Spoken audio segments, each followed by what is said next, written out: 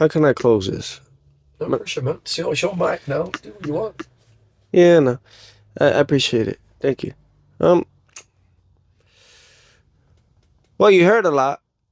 You heard a lot.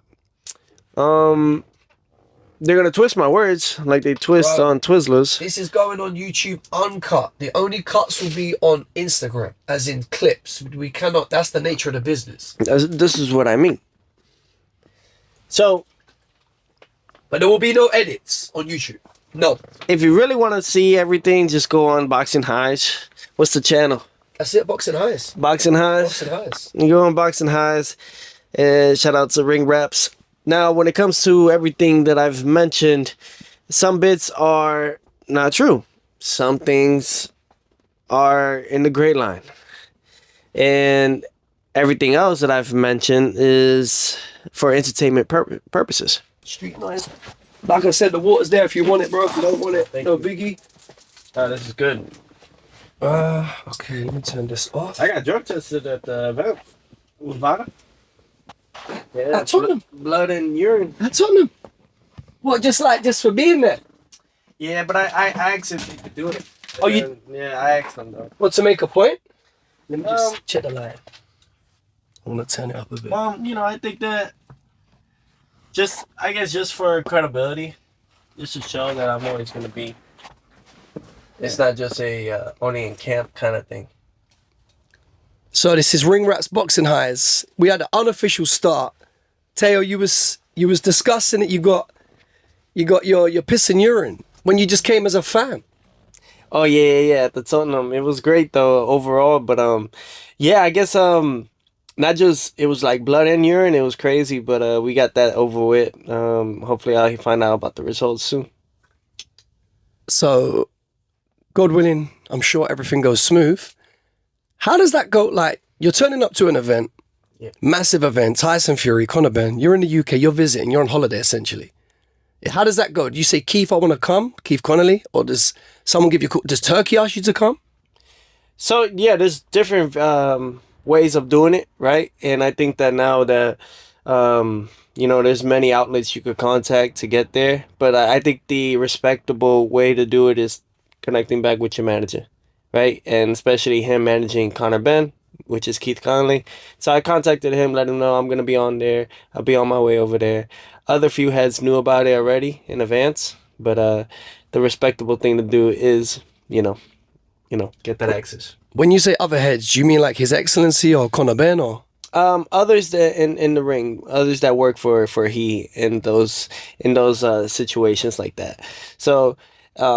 Because I'm working on different projects right now. Things that actually I feel as if it's going to increase the sport in a community perspective in a good way. Do you want to expand? Just that. I think that boxing needs to be what it is, and that's a community.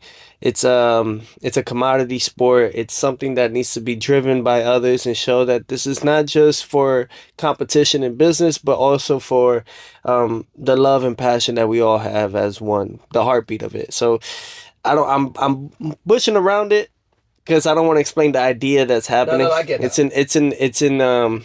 It's in process right now. It's happening at the moment. So I'm just grateful and thankful to those like the ring to make that possible as well. So without saying anything specific, whether it be fashion, music, computer games, movies, what have you, this sounds like you've had an idea, they like the idea, and now someone wants to bring the idea to life. So the thing is that you need some pawns to play with, right? You need others, and I have that access and that directory, how can I say, directory, I guess, implement, right? Or the affinity that is needed for the sport. And think about it like this. You have professional fighters and you have amateur boxers, right? And a lot of us come from the amateur program from that. Even here in the UK and all of Europe, you get European champions and you get those from the amateurs. And when I was doing my research, 25 million amateur boxers around the worldwide. And there's about only 20,000 plus maybe professional fighters. And that's that's really co-signed through Box Raw. Oh no, Box Rec. Excuse me. So, when you were kind enough to give me your time today, Yeah.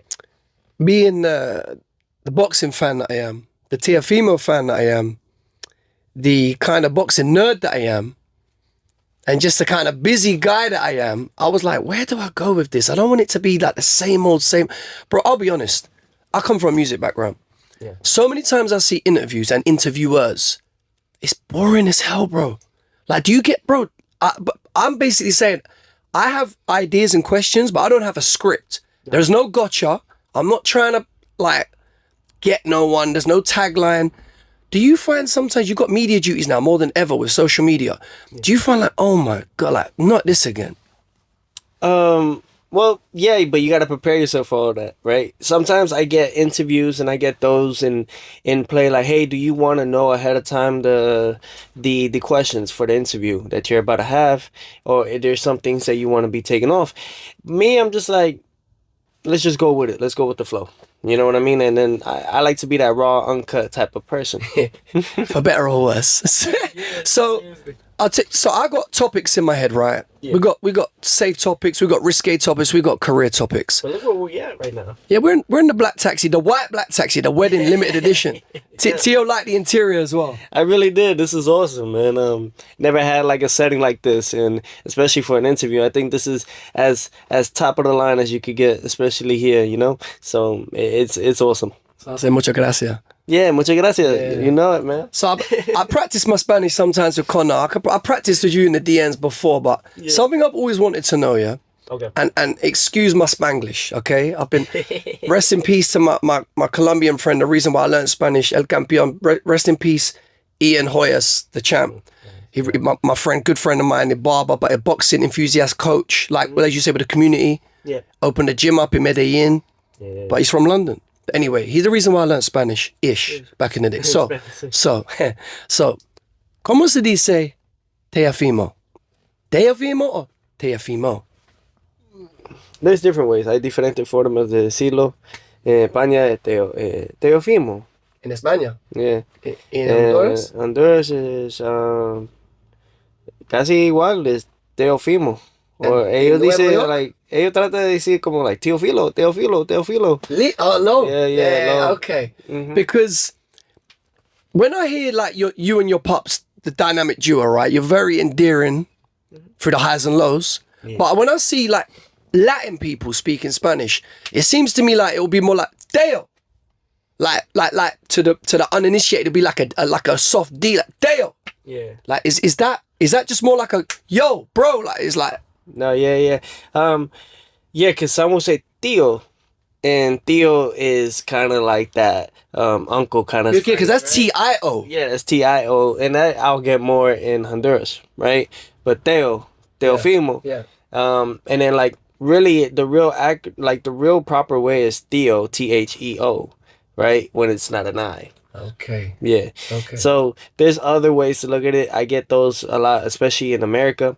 Even from the black community, the black coaches and all that, they'll say Theo.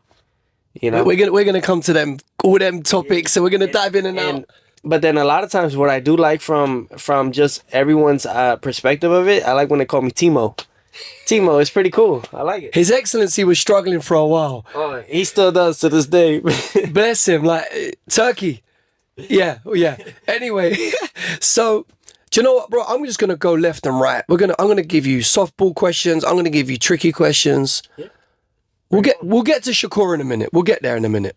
Okay. Let's discuss the boxing experts, the keyboard warriors, right?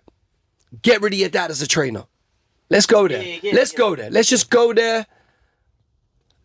My young son's boxing now. Yeah. But he's not even amateur yet. He's good. He could be an amateur. Okay, and I've shown him videos when you were young, doing your Floyd impersonations, no looking, sparring like, my son was like, Dad, how so far? I was like, practice. The reason I bring it up, my son, is not to bring it to me, but to home in on the father-son bond. And I never planned to be a pro trainer. I know your dad has his own story. Mm-hmm. But tell the people why Teofimo Sr. was, and will be your coach, and why you would or wouldn't leave him or add to. I'd say like this, like, well, first off and foremost, he's my father, and not many have the honor or the privilege to say that they have a father that's gonna be there alongside their journey and their dream. That's one. So that is why that's all started, right? Now what was the reason behind that was because he never gave up on me, no matter how much it got difficult, how many times I may have lost in the amateurs. There was a point in time I lost 5 fights in the amateurs straight. I didn't win one for like 5 fights, which was probably like in 3 months I didn't win a fight. Um, if that, depending on what it was and where and how active was I. Um, Was your head down at that time?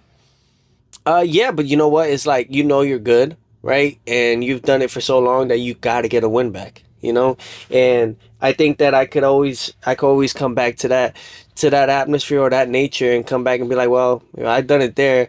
I'll come back anywhere and anyway. So amateur is very good overall, but my father never gave up on me. No matter how many times I ran away, I gave him stuff to want to quit, and You caused trouble at home, or you ran away from home? yeah, I would run away from just competition after a while. Like, if I would lose, I would run away for a few hours, and he would look for me and call the cops, everything, and look for me, and I would just give him a hard time.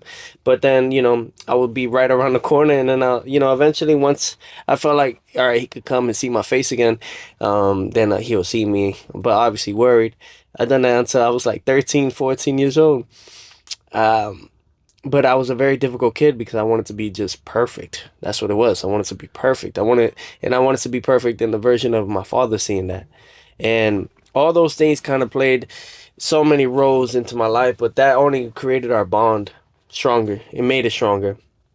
2015 came and I took over everything. I mean, everything to qualify from Olympic trials, so on and forth. And then now, with everything that's happened, everything that has occurred, I think a prime example is I always told people, and I always seen it in people, in fighters, is that when they finally lose, they'll switch trainers, you know? But I've had a hiccup before, the Cambosa situation, and despite whatever I could say about medical situations, I still took the fight and I fought. So, I didn't get my win there, but I still stood my ground, made things work with my father, go back to the drawing boards, figure out what was wrong, and then we came back. We beat the likes of Josh Taylor, undefeated, undisputed, and we just kept perceiving and pursuing bigger things. Personally, Yep. I don't. If I'm being objective, right, I don't think it's a thing where you get the trolls. We can't help that. It's the social media era. No, but you need them. Yeah, no, for sure, to feed the fire. But what I'm saying is, Not it's not like I don't think senior. I don't think some people are saying senior need to take a back step because you lost. I think it's because they don't know your dad and how wild he comes across. Right, your dad a character.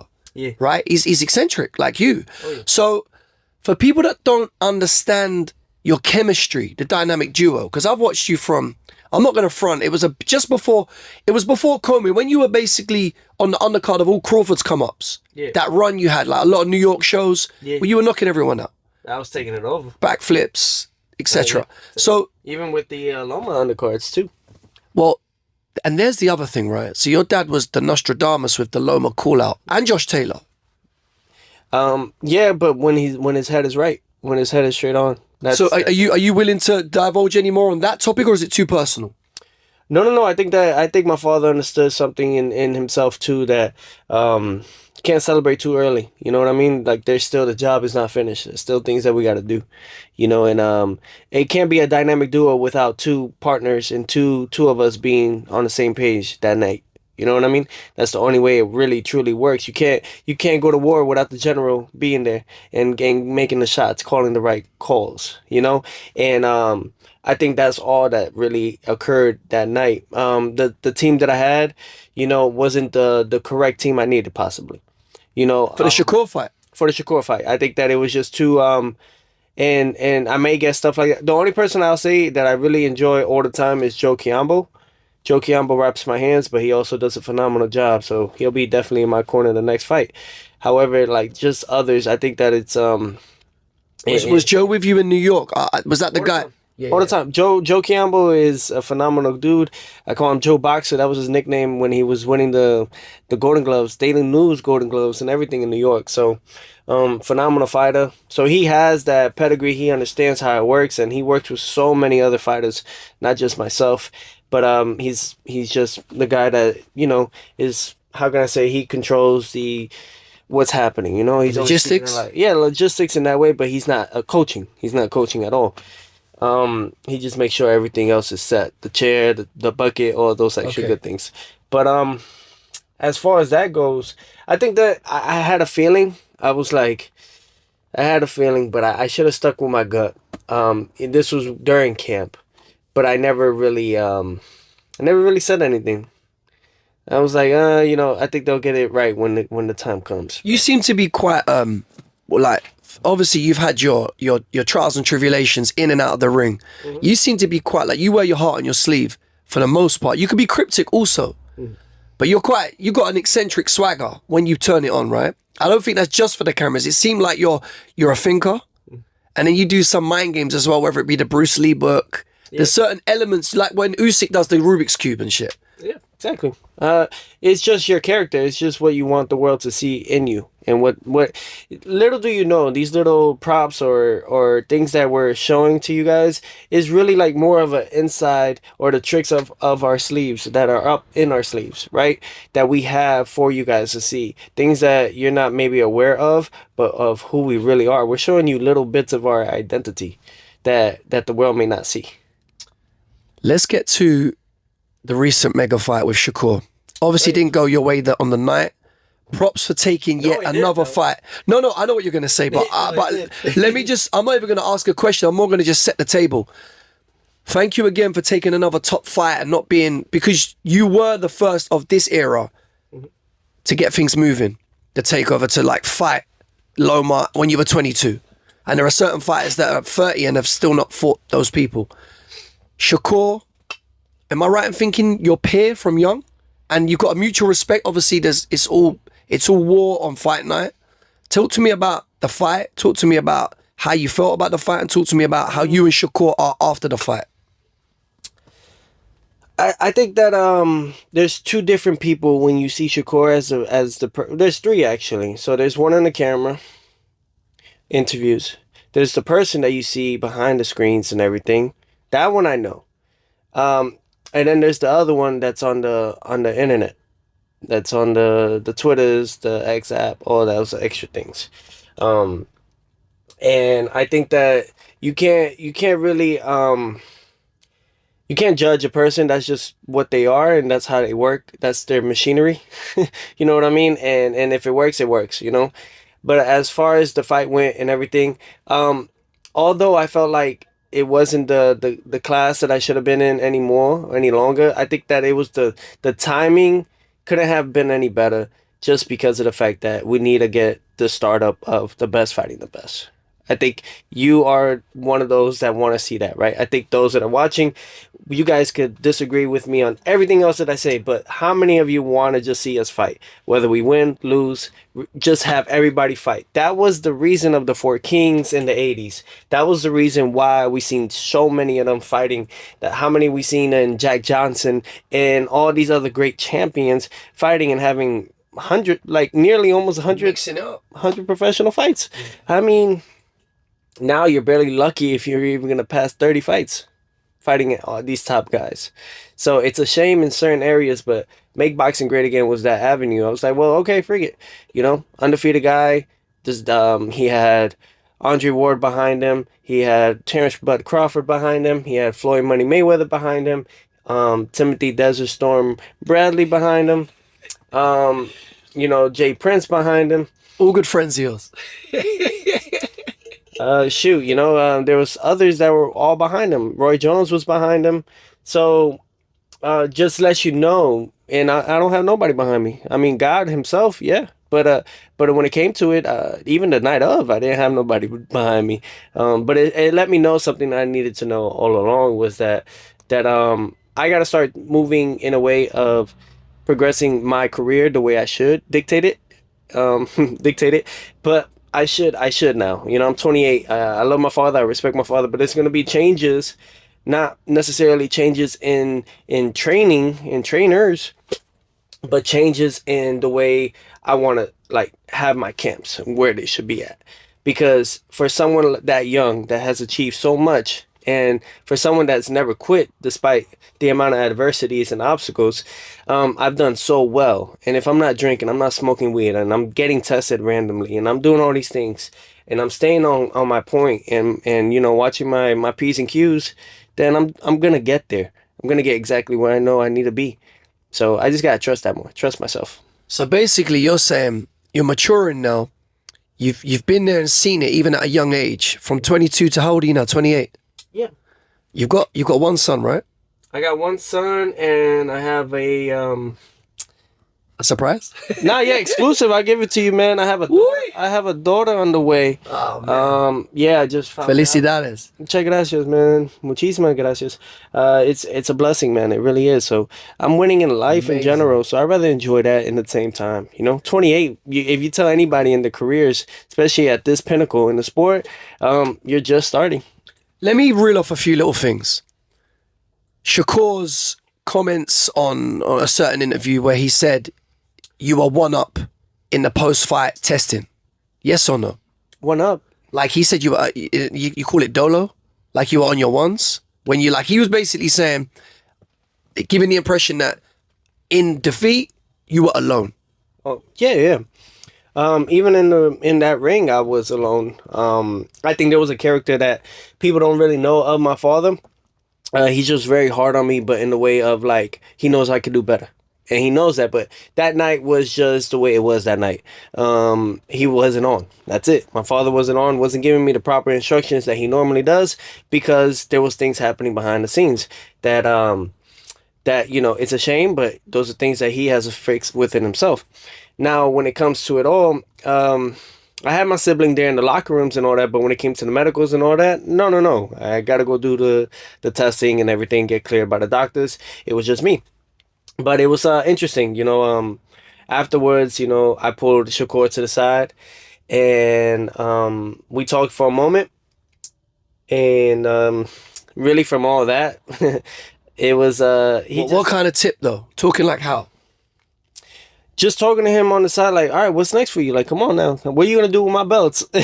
You know, basically, like, what's next in store for you? What they got for you? Because I would like to know, because that was my throne, and now I've given you the throne to figure out what you're gonna do with it. Now, are you gonna go to 35? Are you gonna go and this and that? Okay. And he said in plain sight, just I don't know what they're gonna do.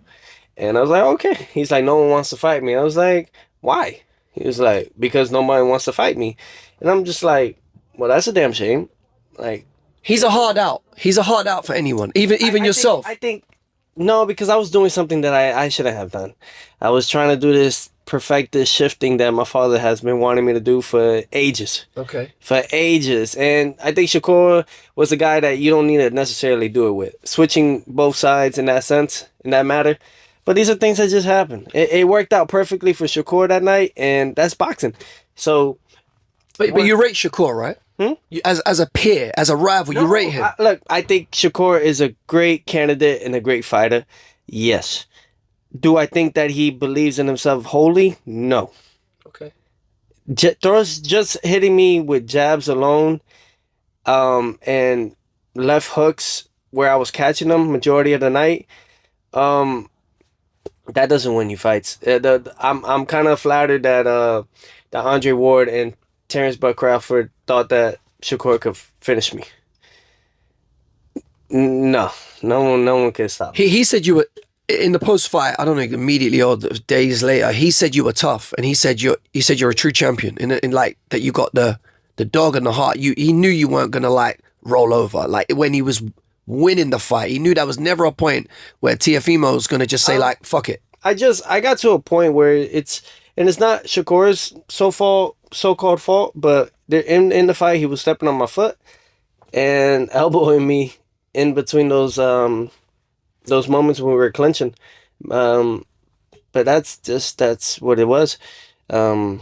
He knows how to do one thing, and one thing for sure is create enough space to where he's defensively where he needs to be at. That I could give him. He's very defensively sound. You just got to make it a dirty fight for anybody that wants to face him. You just got to make it real dirty. But that's the thing, Teo. You've taken chances against Loma where you pull out the 12th and you roll the dice, right? After you and your dad calling him out for 2 years, you dismantle Josh Taylor, right? With the Superman punches and crazy 3D shit.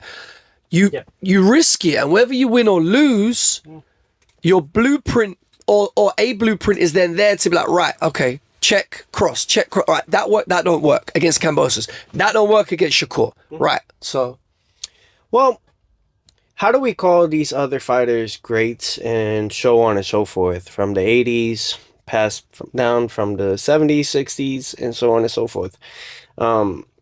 Even the early 2000s, how do we say that these guys were all great and this and that, and this guy's a legend and respected and all across the world, but yet they have so many losses? because they fought everyone. So what change is different now? The Floyd effect. You mean the black effect? The Floyd effect. To me, as a British boxing fan, you know how hardcore we are here, right? Even though we're very casual as well, but me, I'm hardcore. I see it as Floyd perfected the marketability of being undefeated. We had a football team here in the UK years ago called Arsenal. They were called the Unbeatables, but they drew almost a third of their games. All the Arsenal gooners are going to go mad at me. They won the championship, but they nullified people rather than always win. Floyd made it too risky now to take a loss with your brand, and PBC kind of they maxed out on that. And I think that hangover, we got rid of it now. You, Devin, I have to say, people like, well, all the young bucks coming through, taking chances, the BAMs. For me, it was the Floyd effect. It was, don't lose. That only worked for Floyd Mayweather. True. Broner tried it. Yeah. Javante's tried it. I think, and then Crawford got it just from the right last opponents. The Spence didn't necessarily need to make that fight. He did it. That was his word. And then the Canelo could have done the route with fighting and facing Jake Paul, but he took I think like 50 million more out of what they were going to pay him, and got the Crawford fight. So there was just things that worked in Crawford's favor, but not the same way that Mayweather did it in his career, and you can't compare the two. I know you respect Floyd because you love Floyd's dedication to the craft, right? But to come back to it, that era doesn't even matter no more. We're not gonna get those numbers like that no more. No. Pay-per-view is not really the avenue what they say it is, and let alone a lot of times our deals are just guarantees. We don't get back in a lot of times. I think PBC is probably one of the few that still give you back ends, and maybe Matchroom, depending how it works. But to those that don't know the industry, that means points on all the money made in the pot. Kind of like when merchandise with Star Wars, like you make money on the back end. I think you'll get a little bit more leverage with PBC though. You'll get something with at least from the seats, the gate, right? Okay. So you get the gate, you get the pay-per-view shares, you get possibly concession if you're that good, right? That's what Canelo was doing when he was with PBC. Yeah. So things that you guys may not understand how it works. I'm here to just kind of shake. So let's talk about Crawford quickly. A lot of people were always scratching their head, right? I've always rated you. I always thought you were a maverick. You take risks. Mm-hmm. At the same time, I call a spade a spade. I think Terence is a dog. He's like a madman in the ring, right? Terence has done some stuff as well. What made you think at 140 that you could jump to be great to a 147 guy who was really looking to already operate at, above 154 and to 168? Yeah, I think for me is like you got to aim that way. You got to aim to that point where you're seeing how it's being pushed. You know what I mean? But you never, like, you're saying shoot for the moon and get the stars, right? But you never think of a safety net in a sense of like, yo, shit, am I biting off more than I can chew here? Pause. I'm saying like, okay, like I'm talking the smoke, but you like even in the fight, the post-fight, Terence is like trying to banter you. Then he comes over and goes, yo, man, I'm too big for you, T.O., man. I'm too big for you. Puts his arm, tries to do the big bro thing. But Terence is a big dude. Like, he's not big, but like he's a bigger human than you. So like, How do you think, you're like, fuck it, I'm young, he's old, or I got different skills? What are you thinking? I think that he just started fighting like tougher opposition after I don't even know if I consider Victor Postol another tough candidate, but it was later in his career. I think that I started very quickly. Yeah. So I just go off of that. I go off of my career, how I started. I was more rough, rugged, didn't really have that necessary push back in.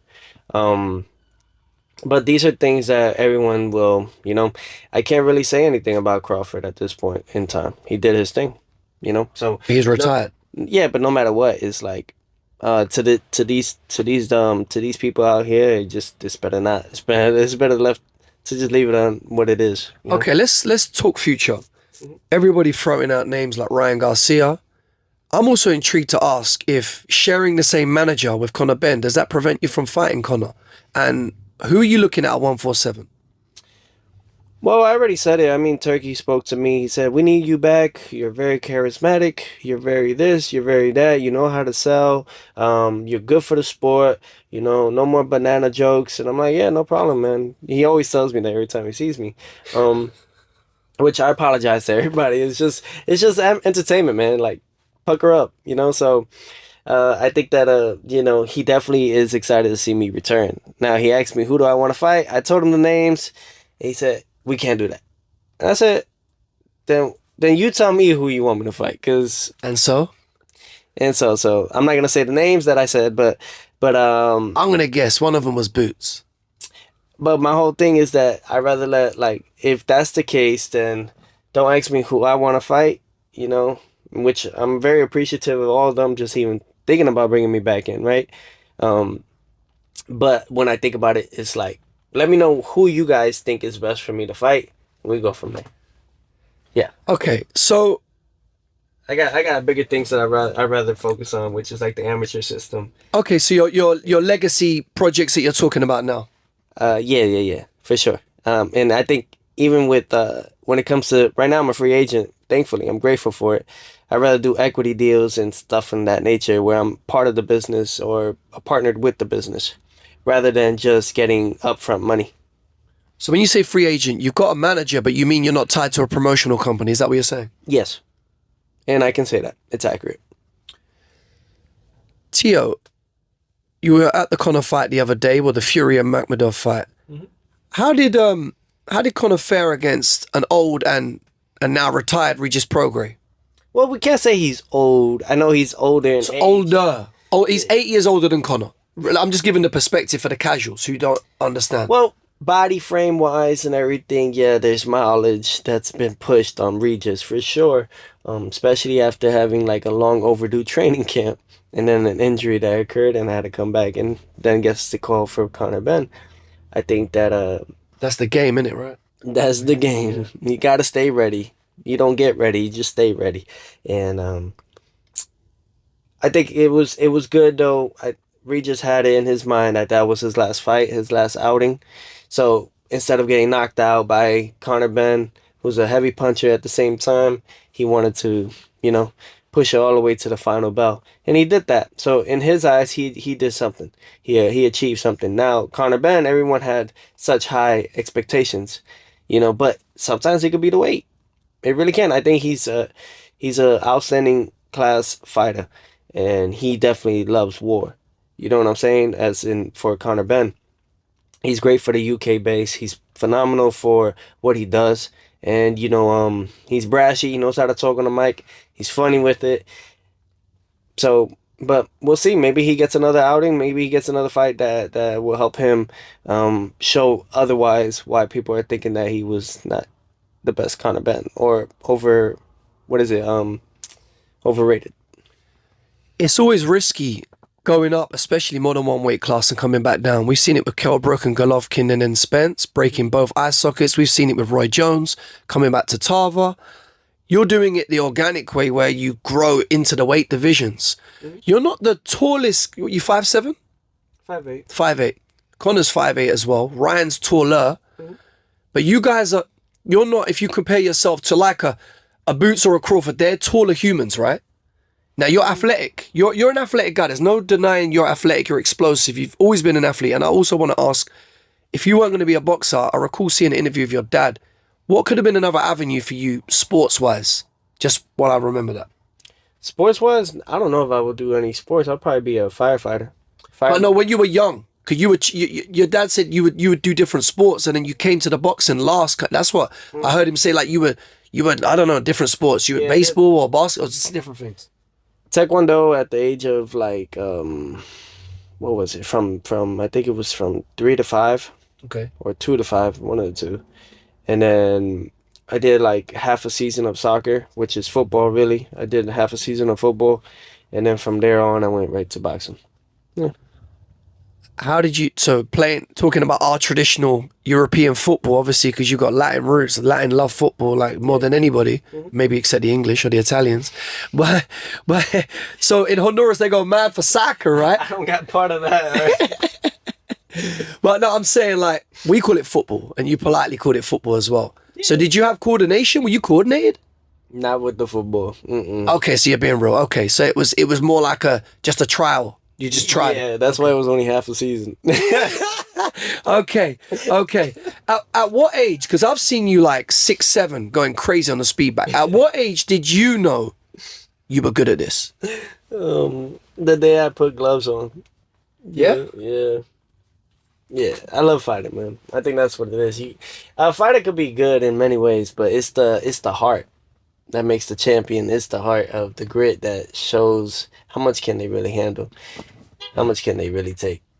Tia, you've been a maverick, but you said it earlier, you're somewhat of a lone ranger. You're like a loner or like an outsider. And by the way, I know you like to read. Have you read The Outsider by Albert Camus?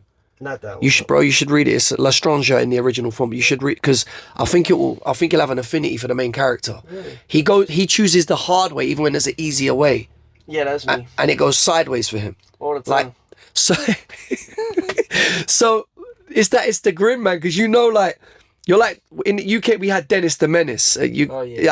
So like that's you. You're like Dennis. Like like I'm not looking for no got your moments. So you're still throwing out curveballs, and it's like this that. But you're candid. You wear your heart on your sleeve. Someone's got to represent the youth, man, in some way. Not about the whole BS, that whole card that they try to throw out. It's not that. It's the fact that like we were once the same in the amateurs. We were once the same growing up to it in that system. Doesn't matter where it is, whether it's in the Americas or in the Europes. It doesn't matter. And I see that a lot of those that I was alongside with in America are not really looking back and trying to fulfill or feed knowledge to the amateurs. So I think it's a damn shame, really. I think it is. But I think maybe it'll change. Are you talking about game? Are you talking about culture? Are you talking about just the things, intangibles around the game? All of it. All of the above, guys. I think that people are too maybe afraid of speaking out because they don't want to mess up their bag. They don't want to get cancelled. Nah. I'm red notice. I'm not even canceled, dude. I'm red notice. Try that. That's a different world. What's it like being kind of the oddball in like the Latin boxing world where you're Honduran, right? Like, bro, if you were Puerto Rican or Mexican, it would have been like you'd have had a built-in fan base, right? Like, it's just like, oh, there's the new guy on the track. 2 years, he's ready. He'll fill out the garden.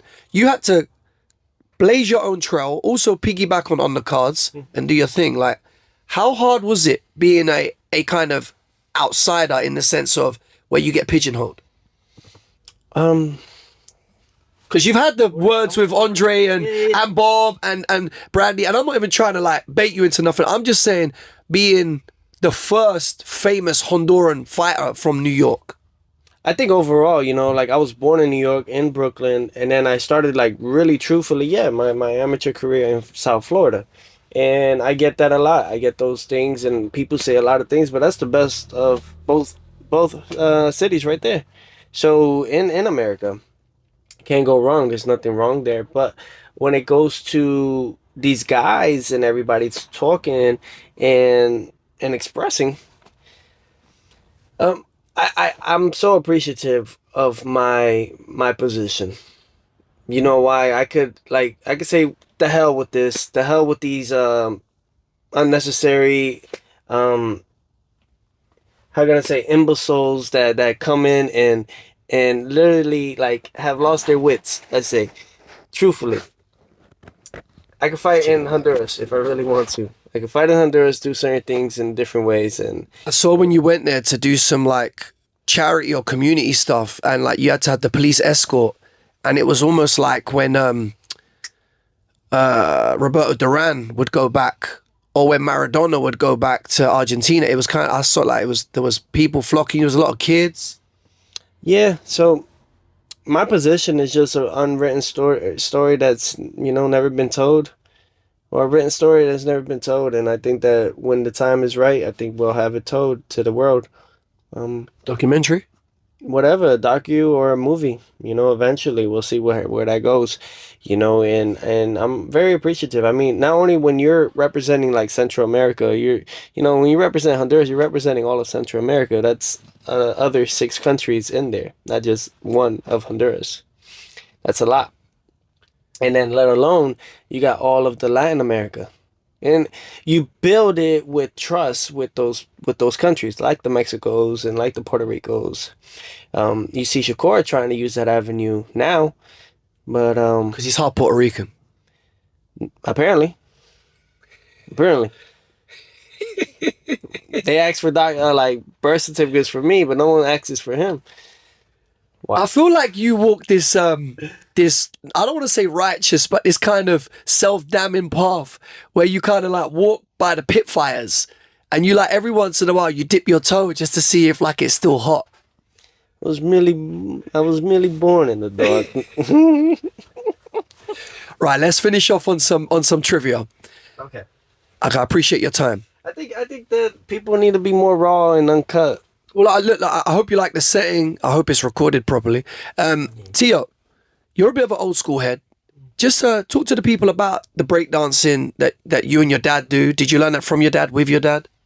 I seen my father do a lot of that, especially around with my cousins, and they had their own like crew at one point in time, but I was too young for that. But I heard so many stories, and then it was always like every weekend, whether it was at my house or my uncle Johnny's house, and in Coney Island, we would they would all dance and they would play '80s freestyle, and I just that's kind of like my heartbeat when it comes to listening to music, and little by little when you listen to music like that, you start getting a feel. Yeah. And and then when you see the videos, you're like, "Oh, I want to do that," and you try to mimic it. The like fashion, the crazy sets. Yeah. all of it. And as I grew and I kept going, and I think it just was always in me. After that, I never let it go.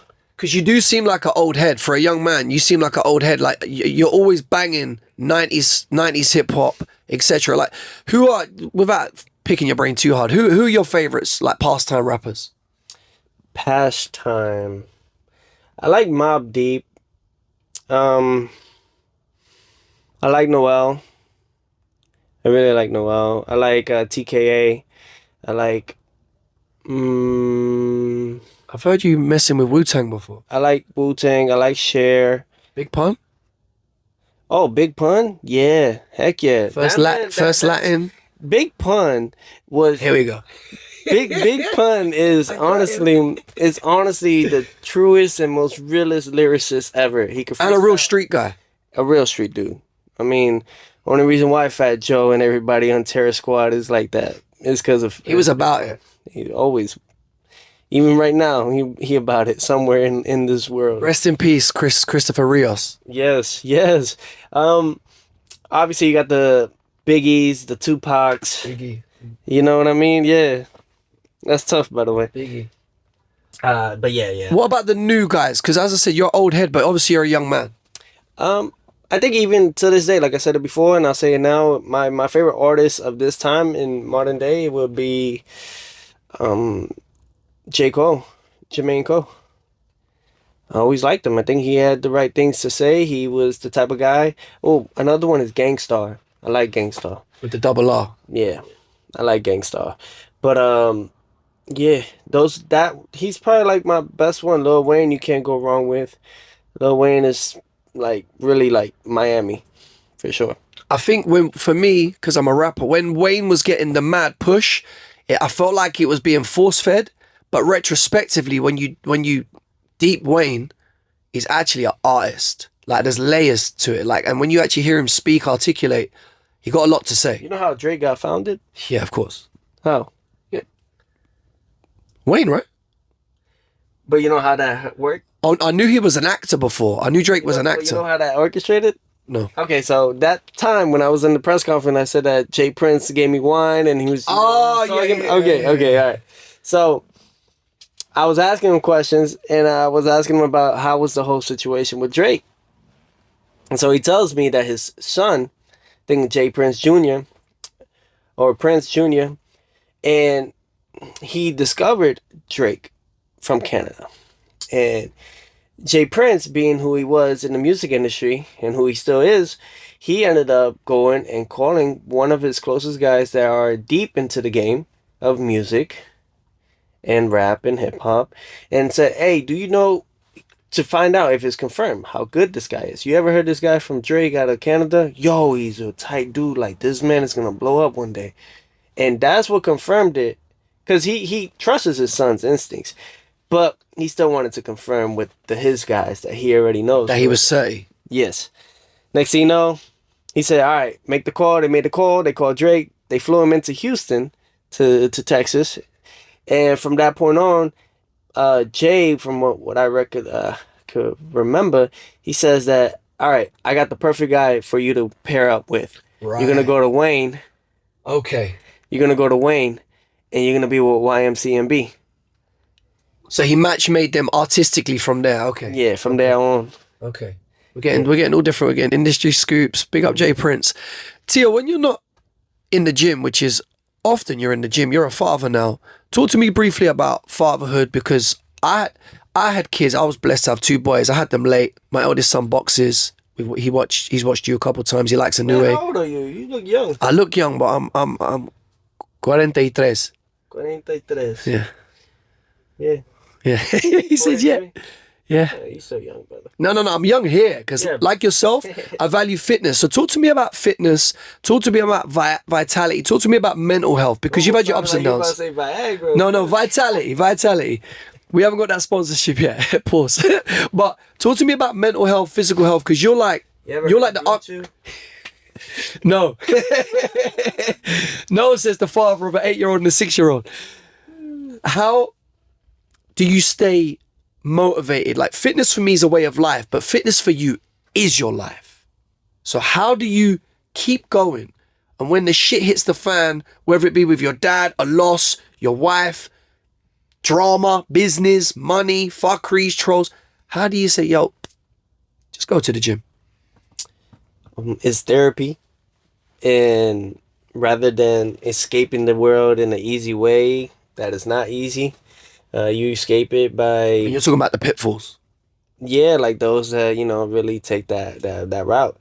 I think instead of doing that, you just go and find a solution. There's always, whenever there's a problem, there's a solution to it. And if you can't find a solution, find a new problem. But that takes discipline, bro. So as crazy as you are, you've still got a cornerstone of discipline. How and when did that come? Since I came out my mother's womb. But how much of that is in you, and how much of that was your father guiding you, and how much of that is God? How much of that? That's all God. My father could demonstrate and show me the ways of discipline, but in reality, it's what you have within you. Because anybody could show you this is discipline, this is what it takes, and then they don't do it. You go left, yeah. But a father's role, especially with an energetic young man, is to still set some example. No, most definitely. I mean, if you don't honor your mother and father, it's like you won't in the heavens above. We all know we love our mothers, but we have to respect, and dare I even say, maybe fear our dads to a healthy degree. Well, yeah, but then there comes a point, if it's not mutual, then there's things that are there's holes that are in the ship, right? That can occur. So it's all about always remembering how it all was and how it all is. But now going back to it, yeah, discipline is just a lifestyle. It's saving your soul, saving your energy, saving your oneself.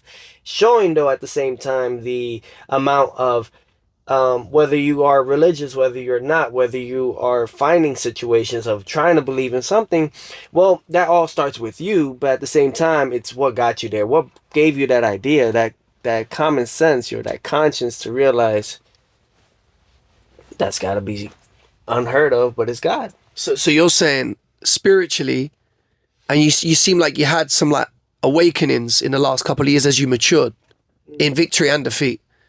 Like, do I still got it? But then, and also, you know, having personal problems. And I always thought it was a bit dirty, the Top Rank edit, where they tried to like they used the old beef or fallout with you and your dad, or an indifference, and they tried to like stir it to make it like you were beefing on one of the, was it the Comey or the Cambosis promo they did that?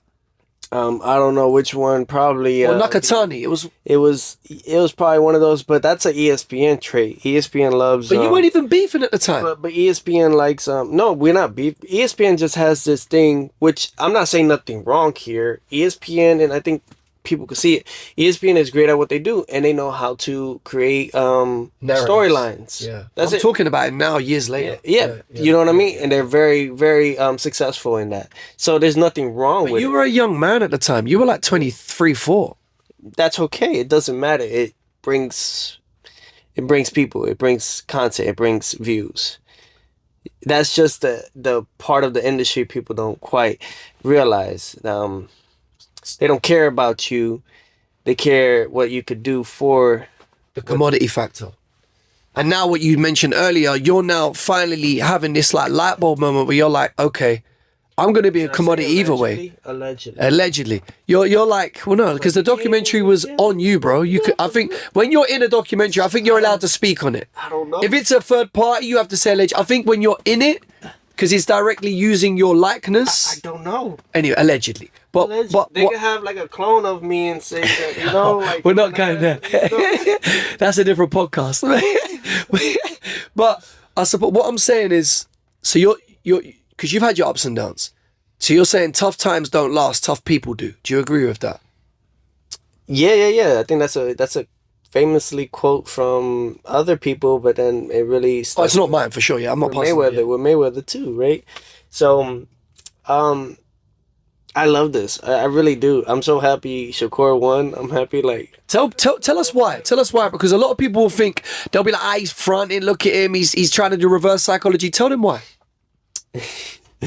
To be frank with you, is I've hit a point in my career, just there alone, that you're on the top and you're building and you're building and you're building, and it feels good when you're on the top and you're looking like, all right, look how much I'm building.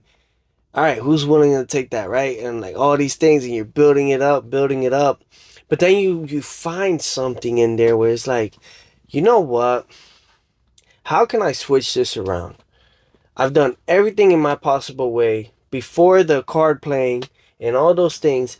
I've done everything correct. I've done it the best way I possibly can. I've served God completely the way I should, the way I thought it would be in those books, and so on and so forth. And yet, no credibility, and yet the answer is still no. So I said, forget this then. You know what? All right, Shakur, you know what? They want Shakur to win. Here you go. Now you see what you do with it next. Because you're saying this retrospectively. You're not saying you went into the fight thinking, I'm going to lose to Shakur. Here you go. You're saying, right, Shakur's beat me. He's won. He's victorious. Here you go. No, I had to be okay with it. In your heart or in your ego? No, like just overall, like this is the decision I'm gonna make. It's better. I don't have FBI and everybody watching me continuously. I'm cool now. I get to chill. Are you saying you got the proverbial monkey off your back or something like that? What, like an expectation? Is that from you or the industry or who or what? It gets deeper than that, brother. But okay. I'd rather not, you know. No, don't. We're wearing this nice taxi for a good okay. Talk to me. We're in London. It's not your first time here. It's not your first time here. No. Thankfully, it's not. However, going back to one more last thing in that conversation is that I think that Shakur is a great standing fighter, but people don't want that. that type of style. And also, he seems like a good guy. Seems like, from my perspective. I think, but truthfully, I pulled a hate card on it. I did. I pushed. The reason why it broke, not just the promoters have a good part of what they do. They do a great job. I think the Ring and the Zone did a phenomenal job in promoting the fight between myself and Shakur at the Garden. But you break records and you break attendance records with the likeness of Teofimo. The controversy, the charisma. Because I did it on purpose, but people don't. At least the networks understand what I do. So you think the audience who love to troll people, they think you're a sane person pretending to be crazy, but you're actually a crazy person pretending to be sane. You gotta read that. You gotta read that Outsider, bro. Albert Camus. I love it. No, it's I guess so. I guess really it's just it's all of it, man. I appreciate it all, man. I think that eventually someone will catch on to it. No, bro. Listen, the real fans, we appreciate it. We appreciate when the real top guys mix it up. I'll be back. It's just a matter of now it's time that I show the work. I showed I could sell. I show I'm very controversial, but for good reasoning. And I think now it's time for me to get what should be. I'm not a stupid kid. You know, I'm not like I had a meeting with the Zuffa people and it was awesome, you know what I mean? Great stuff, you know, but you gotta do what's right for you.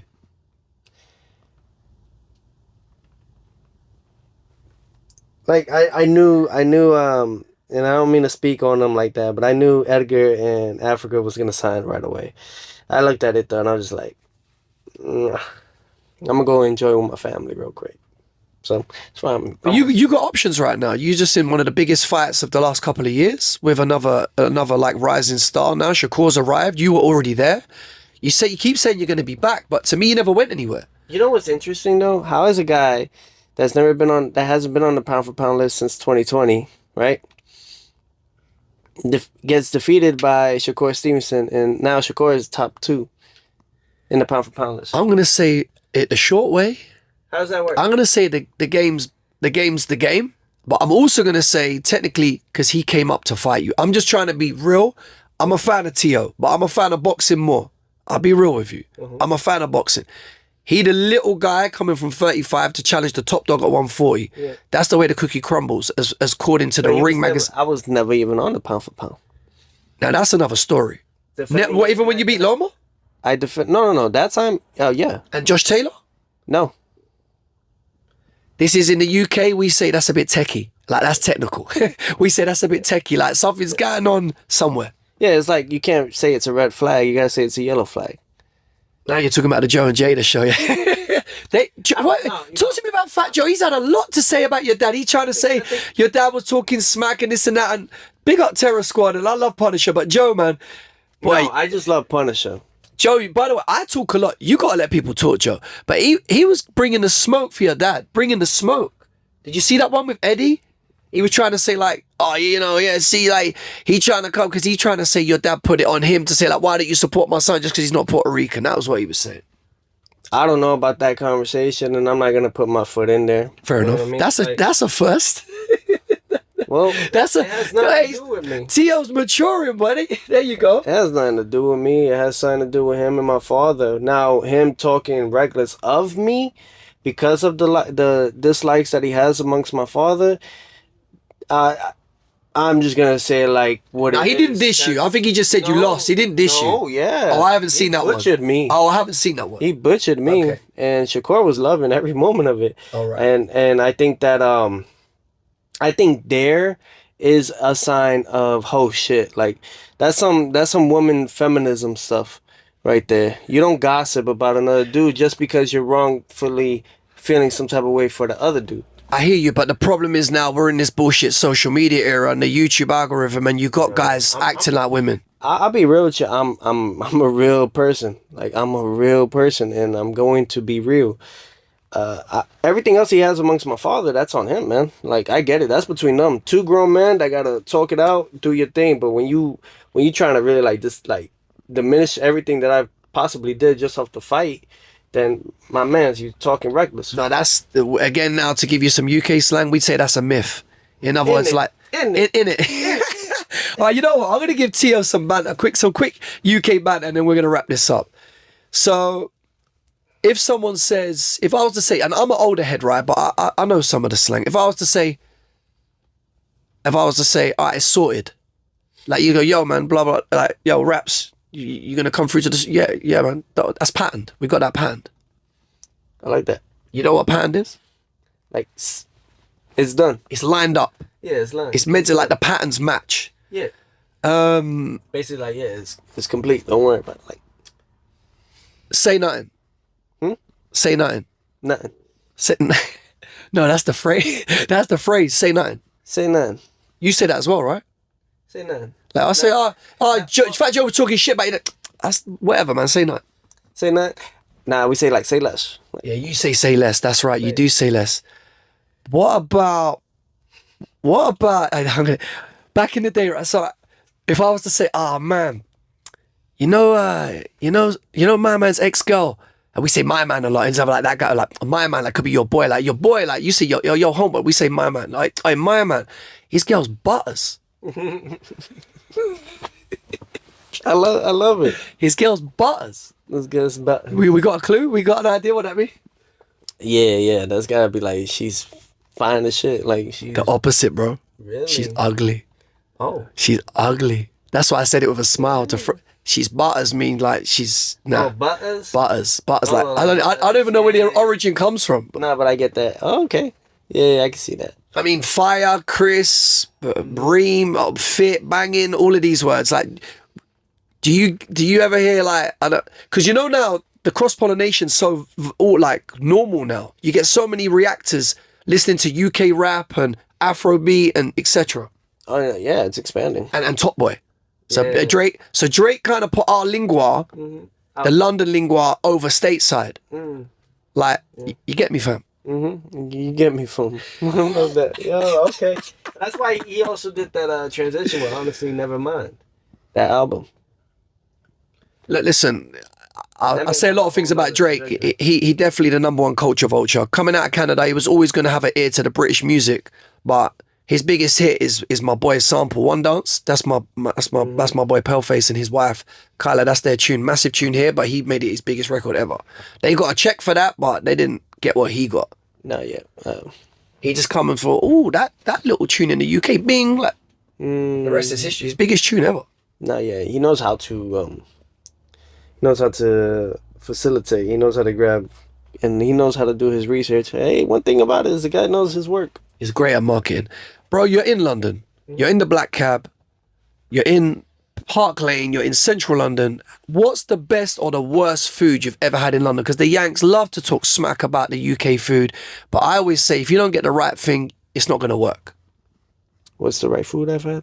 What's the best or worst food you've had here? Because the Yanks always got shit to say about UK food. I haven't really eaten. I haven't eaten in a while. I usually fast for like 3 days. Water fast? Yeah, like just drinking fast, yeah. Like, yeah. Sometimes when Brits say things like water and we don't say the T, like you said in it earlier, does that throw it? Like if I'm talking, say water, like does it sound a bit mad? Water.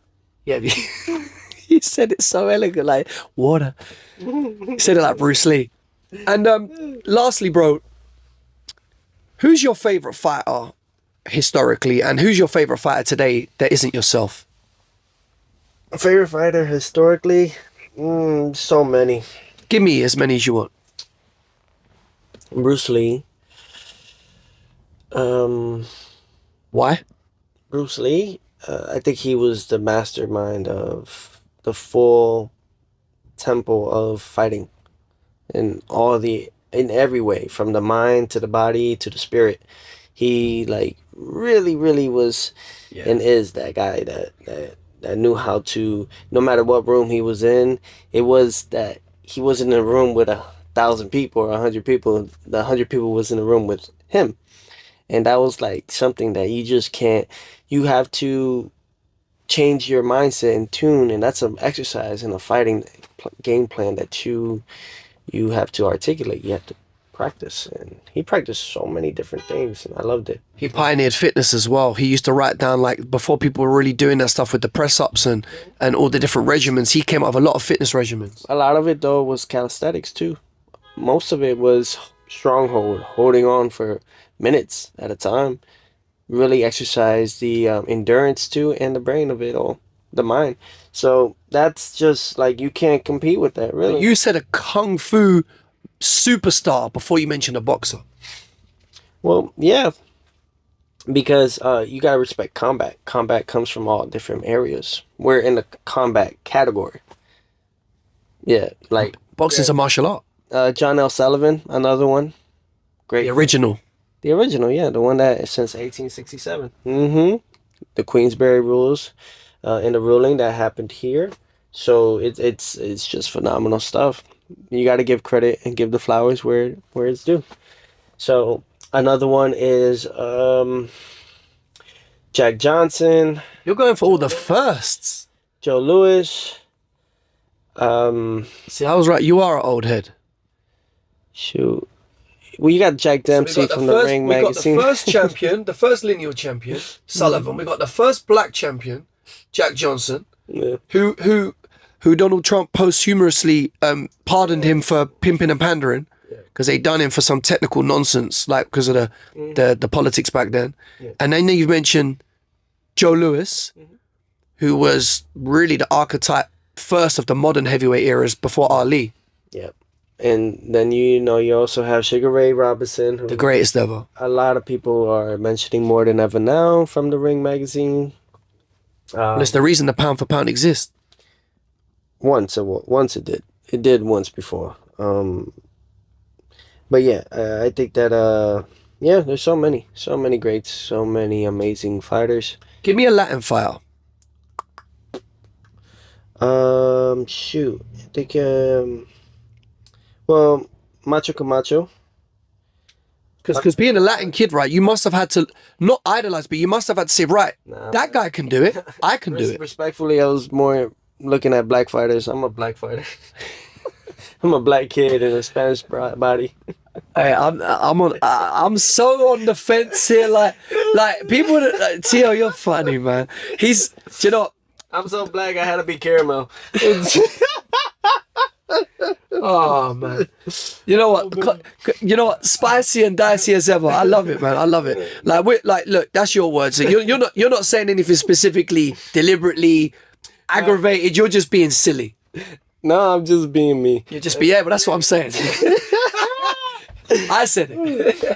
I think but that's just really I really studied a lot. Well, you didn't rate Duran? It's not that I didn't like them. I just like Duran, and I would watch them. Alexis Arguello? It was more like my Alexis Arguello was probably Sweet Pea. But Sweet Pea right there though. I was gonna ask you about Sweet Pea. Or you got what was it? Aaron Pryor. You got Greb? Huh? Greb?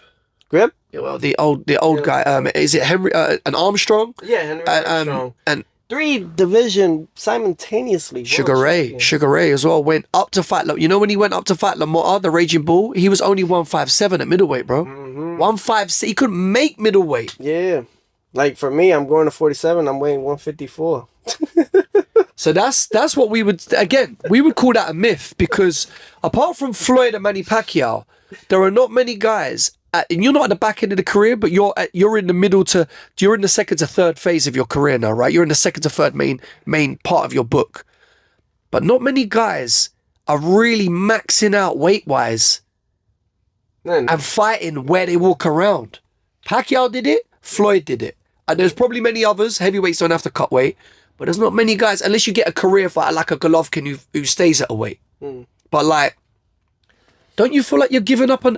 You're at a disadvantage because you're going in there with guys like when Ugas fought Pacquiao, like pre-fight Ugas is like 160s, bro. When you see Ugas playing basketball in his off-season, he's 170s. He's a welterweight, bro. That does a lot of damage to your body. I hear that. But also him leaning on you fight night if he's rehydrated and he's 15, 18 pounds heavier than you. Are you seeing that as a disadvantage for them? Yeah, they're slower. Cumbersome. Yeah, just sluggish. So you're thinking like, right, I'm going to be like Danger Mouse. I'm going to nick in and out of the spots and attack them from all sides. Is that how you're thinking? It all varies what type of fighter you're facing. Well, like, look at Taylor. I mean, no pun intended, but he was tailor-made for you because he was big, probably past his best because of the Regis War, but you were able to like almost watch it in slow-mo. Nah, nobody wanted to really fight Taylor other than Until they saw your blueprint. But other than 𝗙𝗙𝗟𝗟𝗢𝗪 that really was trying to push to get that, to get his win.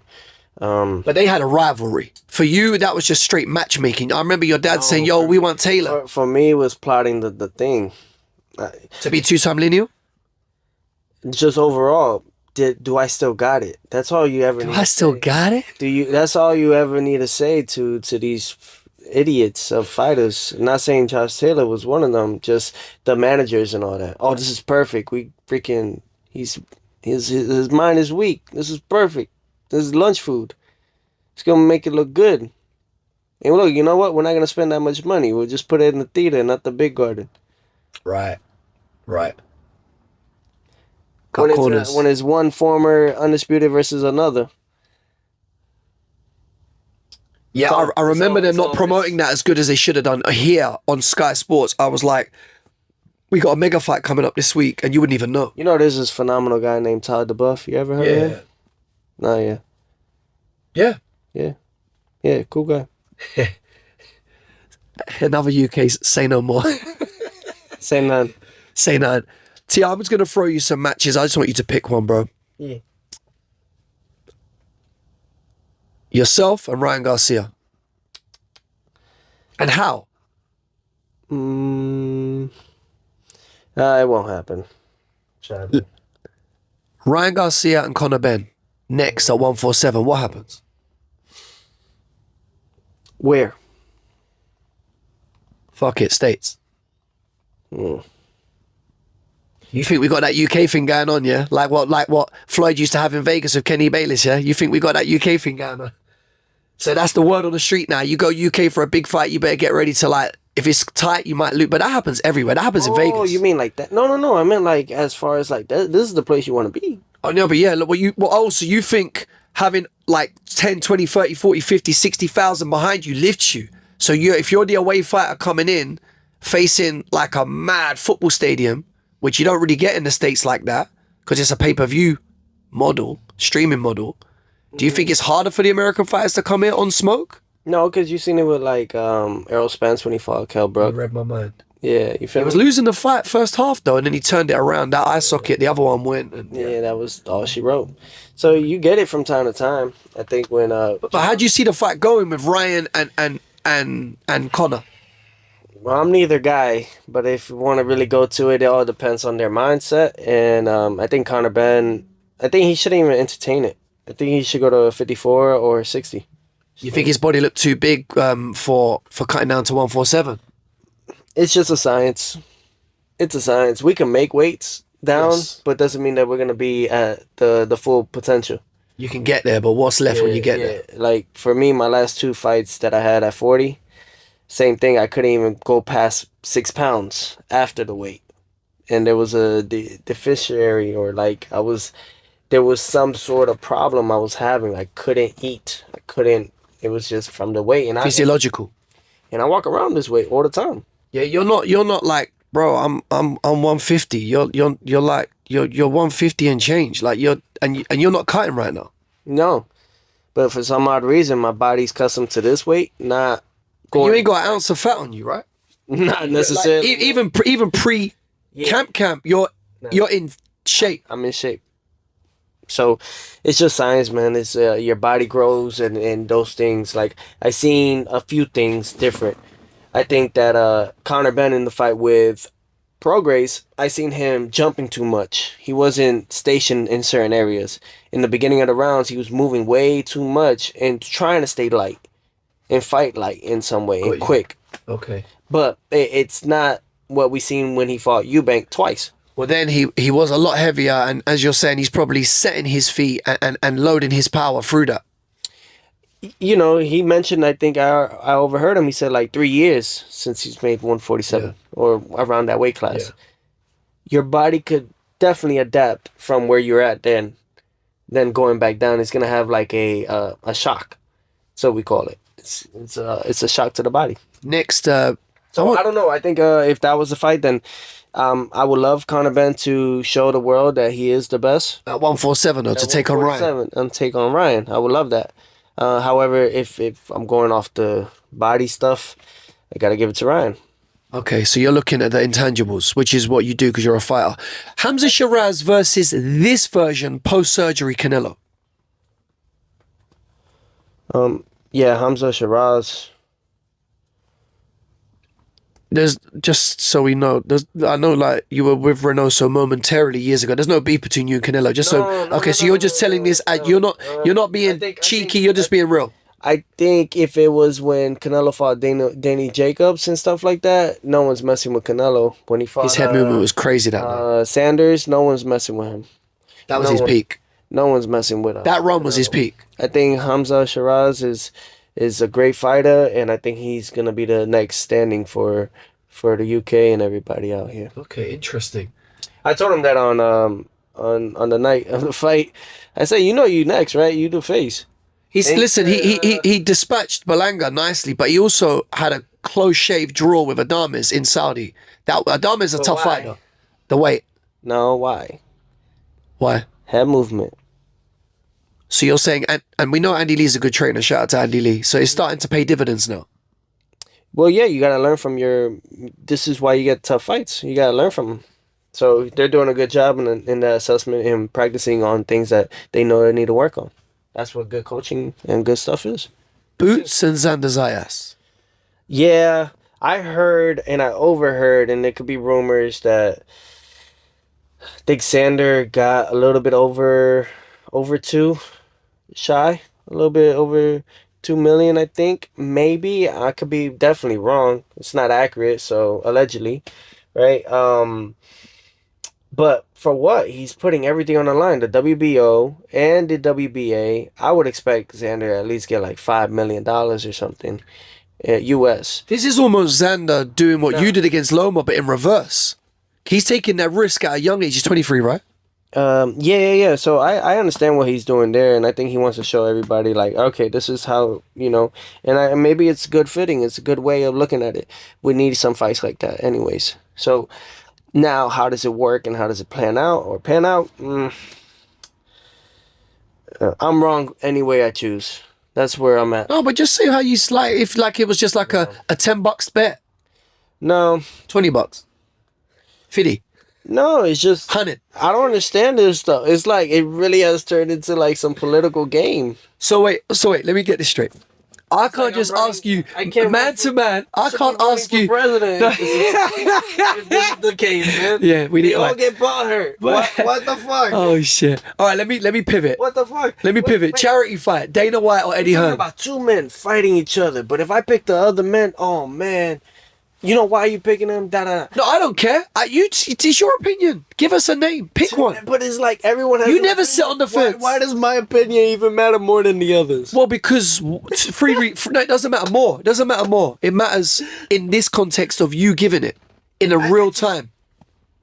Like I asked you, Hamza Canelo. You went Hamza straight without a blink. Yeah, but I think when it comes to those two, close fight. It's because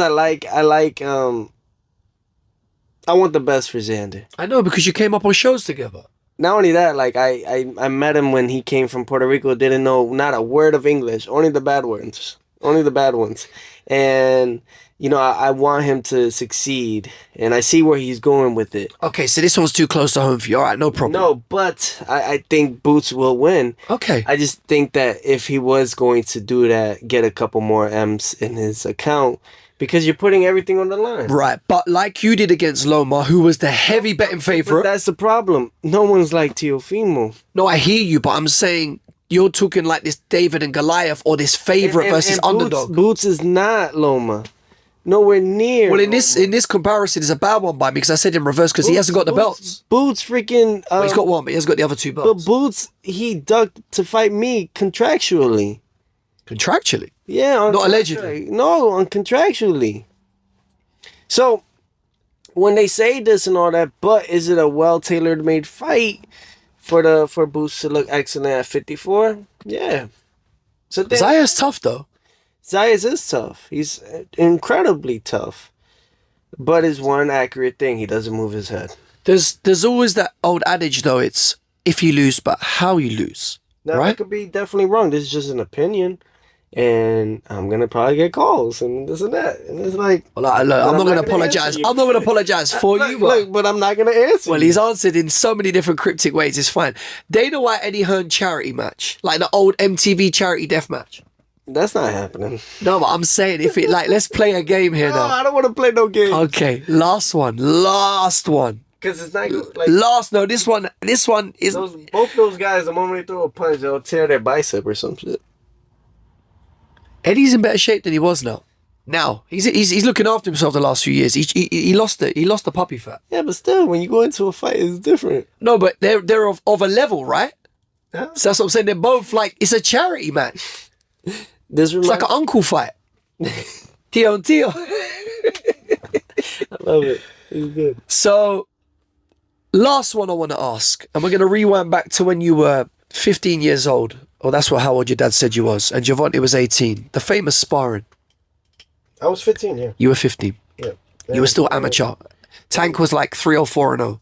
He was the prospect coming now through Mayweather Promotions. I think he was... No, he wasn't even with Mayweather yet.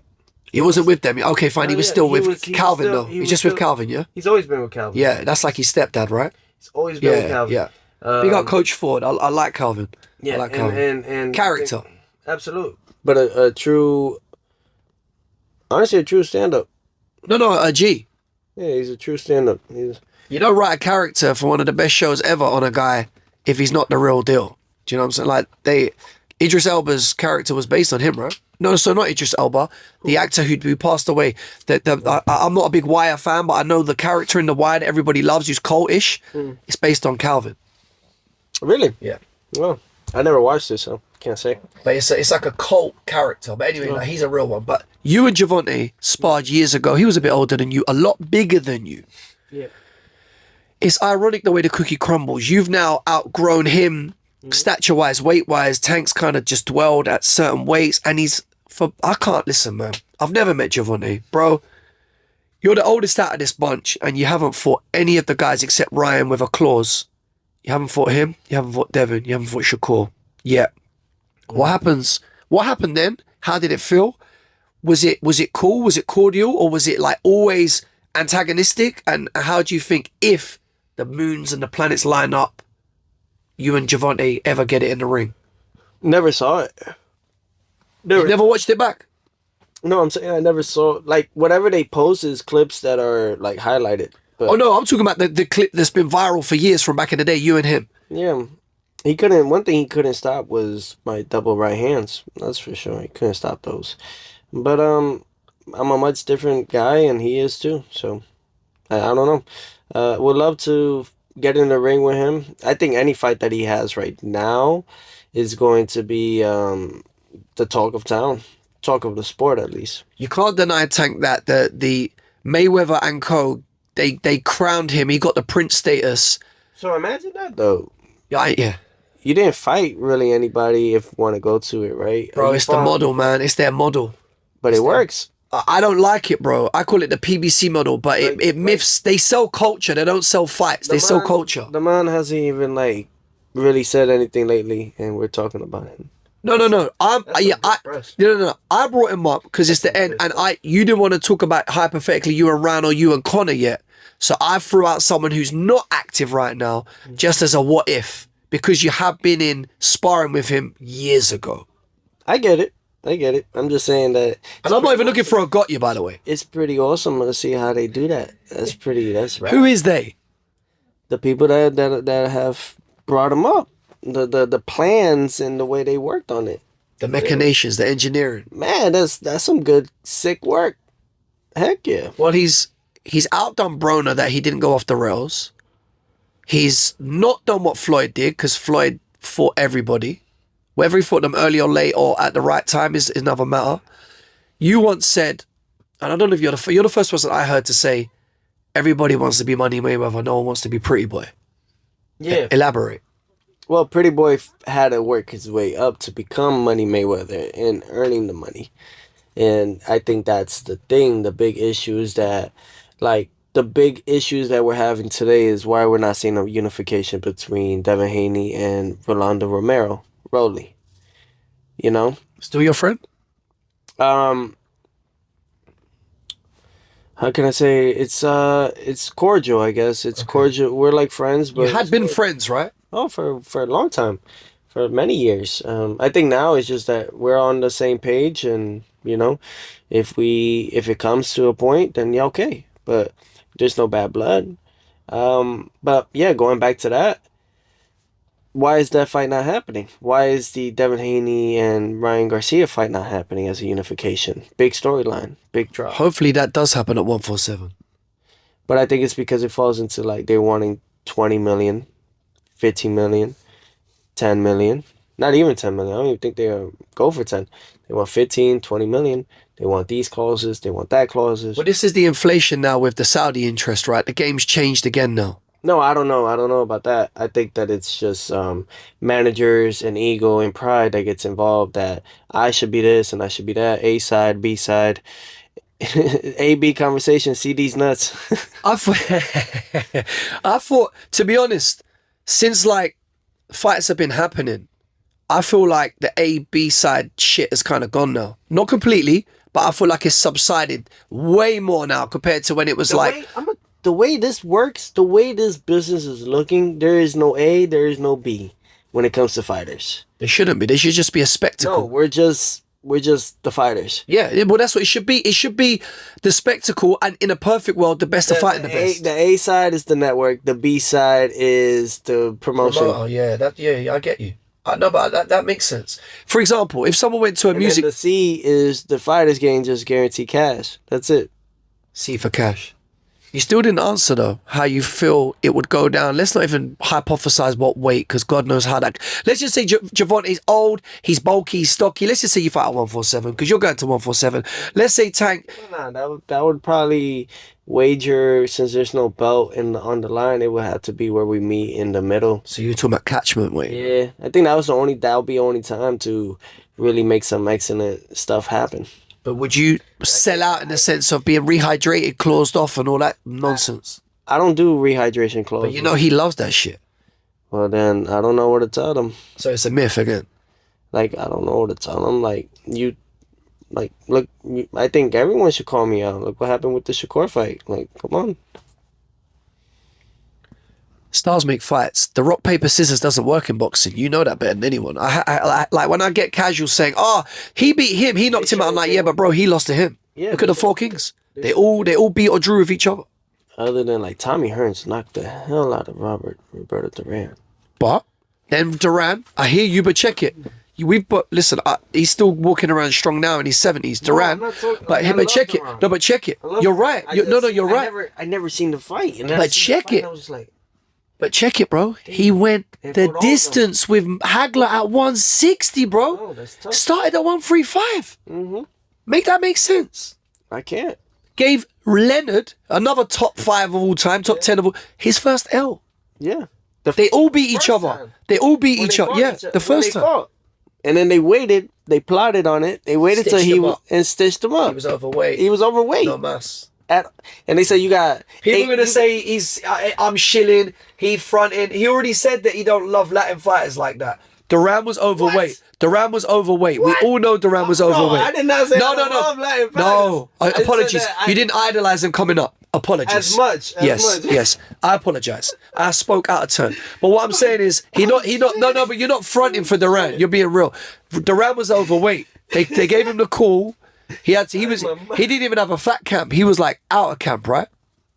I heard he was partying for 2 months. Still laughing. All the pauses he said, and I'm getting him to be quite as funny.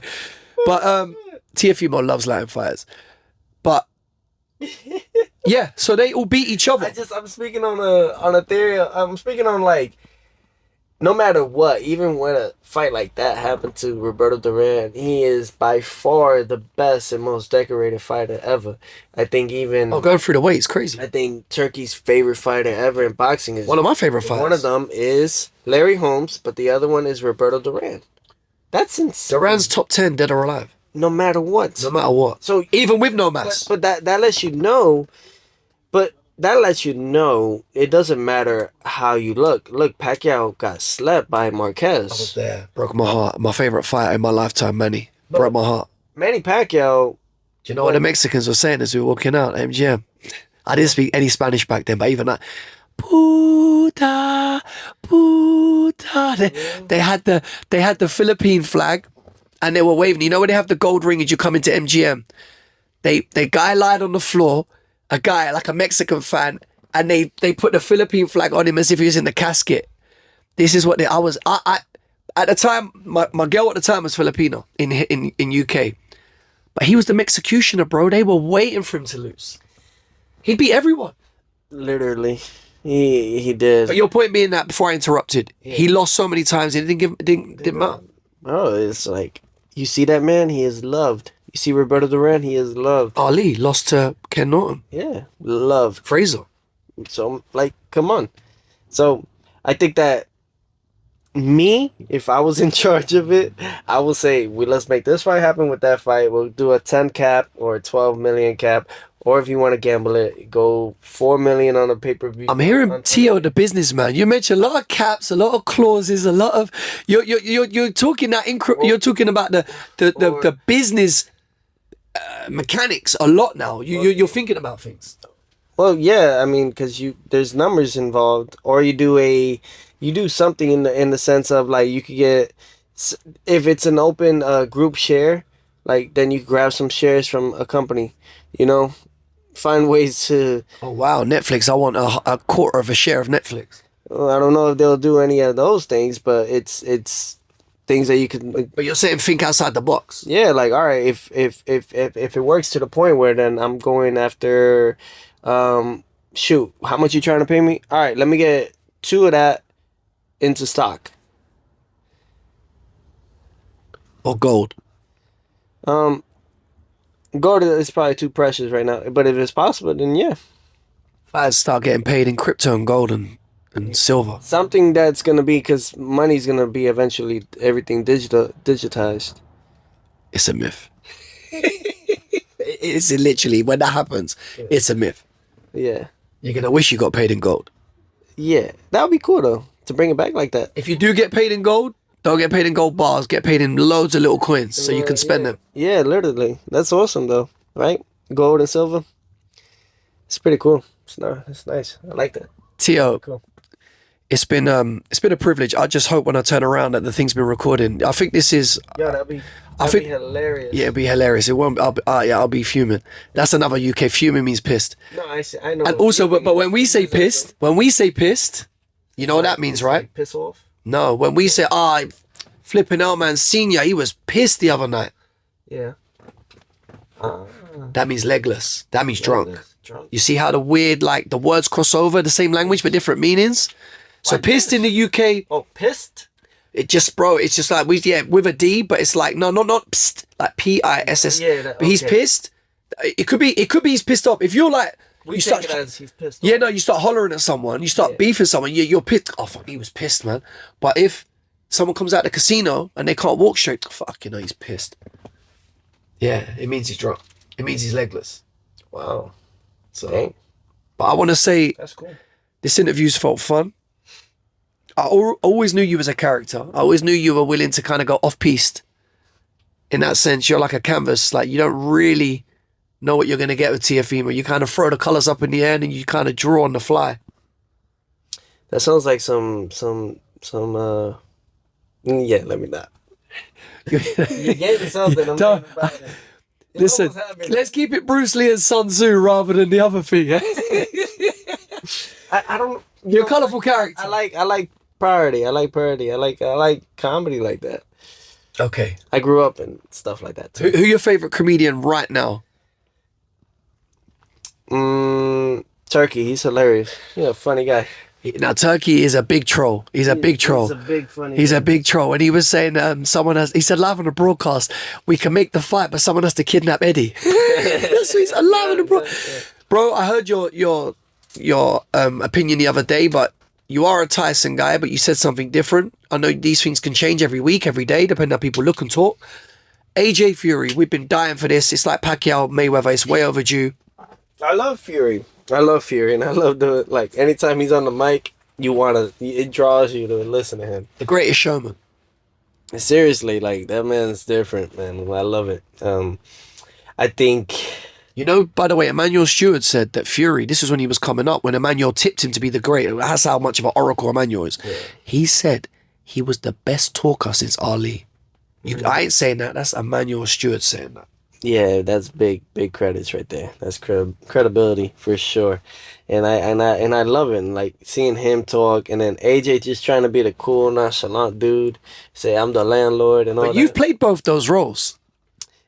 Yeah, there's just a way to do it, right? Because that AJ doing that was you with Keyshawn with the Bruce Lee book. I guess, but man, that's just a fight I want to see next. I don't want to see it like later down. No bullshit, no 2 fight deals, no sitting on the fence. Yeah. How does it go? Next month at Wembley. It wouldn't happen next month. I'm just saying, but I'm trying to not give you any wiggle room. No, I get it. I feel like with the training that he's been having with Usyk, as in for AJ and stuff like that, I think that AJ might give it a little difficult run for Fury. Think so.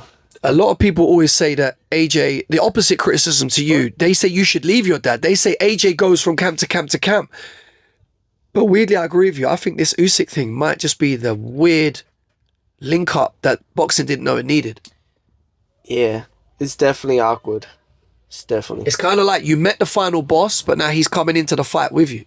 Yeah, right. That's kind of like what happened for Shakur with Crawford. Yeah. Is it?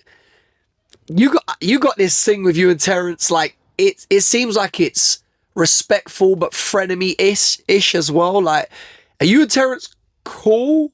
Like, or is it like, because a lot of people always thought like Terence, it was on site for you when Terence is around, and Terence is like about that life and whatnot. I'm not trying to fucking bait you into nothing.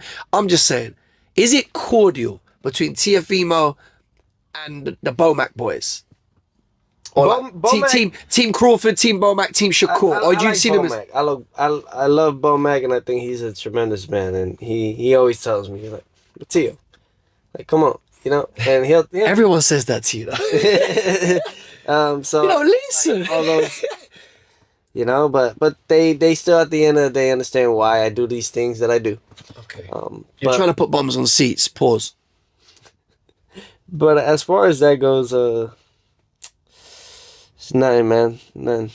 Just rather not say nothing. Okay, you're obviously not. But you brought him up. Why didn't you put his name into the... Actually, no. You said like Shakur. I gave you the assist. Okay, fine. Okay, so I'll take that. All right, cool, man. Listen, Teo, bro, it was a pleasure, man. It was fun. It was different. I hope you enjoyed the taxi setting. I'd love another time when you're in town to give you a tour, and maybe we would just film you driving around looking at shit. By the way, you have to get... When in London, you have to have fish and chips, bro. I heard. No. I heard. Forget hearing. You have to have. But where? Anywhere? I'll say. Oh, no. You ask the taxi driver where to go. We're plugged in. But what about like pad thai and stuff? That's not even. Yeah, but bro, we got great Thai food here. Like you got good Mexican. We got the best Lebanese food just up the road there. Iraqi food. But I'm saying you want some British food because you can get all that shit anywhere. Mm-hmm. But like for sure, you can get a bad boy, like Turkish up there for sure.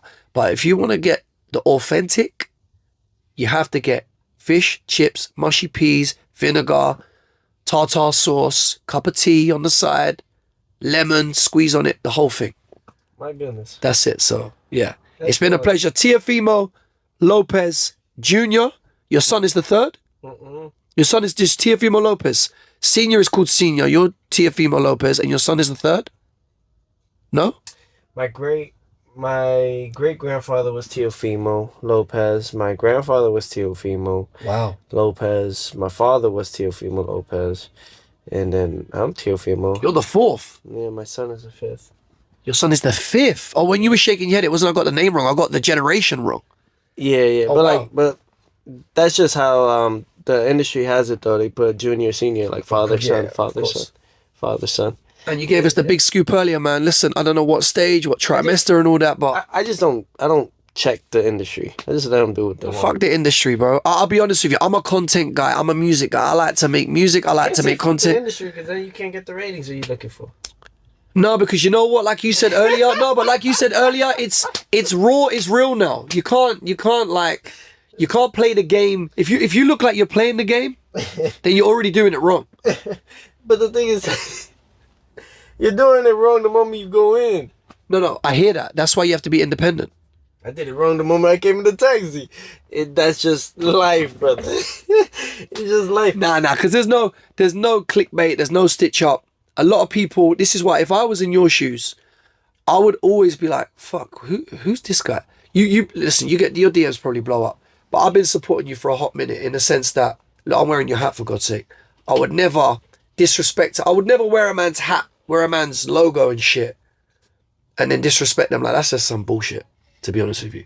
I'm not saying you are. No, but it's funny because other people... We're going back to the industry situation. Yeah. Well, look, like, it's how did they used to say it in the music back in the day? I'm not in the street, I'm in the streets. But I'm not saying I'm in the streets, but I'm saying I'm not like get along gang. I'm saying I'm not get along gang like that, you know? So you got to be you. I like it over here, man. I would like to fight here one day. Well, I keep hearing you say that and I feel like it's a coded message. Well, I just would like to fight here one day. I mean, the stadiums are crazy, but before the Americans used to be like, UK, whatever. But now I think since we've had this reign of the heavyweight dominance, they're like, oh, shit's popping over there. No, yeah, a lot of things are turning over. It's beautiful. I mean, 60, 70, 80,000, you can't snuff at that. At all. But I think it's just what I love is the amount of support you get from Europe, that you get from the UK, that you get from here alone. You guys love boxing more than Americans love boxing. I think it's us, the Irish and the Mexicans. Well, like the Latins.